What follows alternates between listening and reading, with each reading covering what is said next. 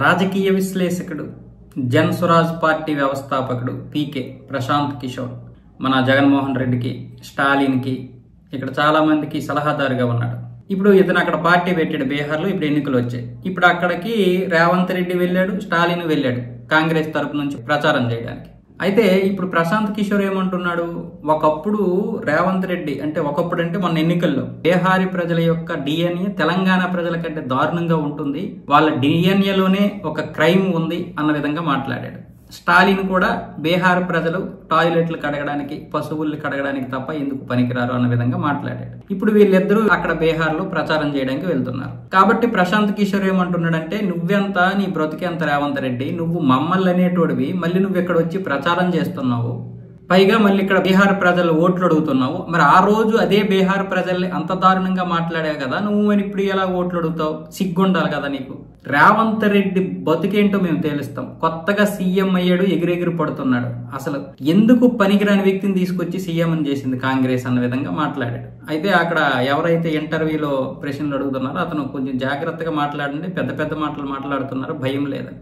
నేను కెమెరా ముందే మాట్లాడుతున్నాను, కెమెరా బయటేం కాదు, నాకేం భయం లేదు, నేనేమి తప్పు చేయడం లేదు. బీహార్ ప్రజలు అర్థం చేసుకుంటారు అనుకుంటున్నాను. ఎంత దారుణంగా మాట్లాడాడు.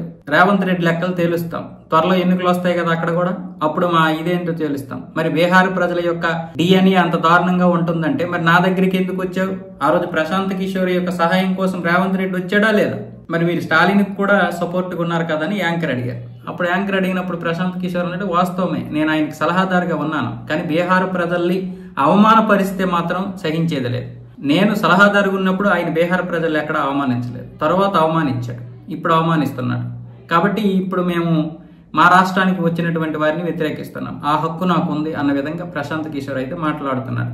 వాస్తవానికి ప్రశాంత్ కిషోర్ మాట్లాడింది కరెక్టే రాజకీయ పరంగా, కానీ ఒక రాష్ట్రానికి నువ్వు వచ్చి చేయొద్దు చేయకూడదు అనేది హక్కు ఎవరికీ లేదు. ప్రచారం చెయ్యాలా వద్దనే హక్కు మీకు లేదు. కానీ ఒక రాష్ట్ర ప్రజలకు మాత్రం అవమానిస్తే ఊరుకునేది ఎవరికీ ఉండదు. అలా కరెక్ట్ కాదు. అయితే స్టాలిన్ చేసింది, రేవంత్ రెడ్డి చేసింది అప్పట్లో తీవ్ర దుమారం అయితే రేగే, కరెక్ట్ కాదు. కాకపోతే అయితే స్టాలిన్, రేవంత్ రెడ్డి చేసినటువంటి వ్యాఖ్యలు అప్పట్లో తీవ్ర దుమారం అయితే రేగే.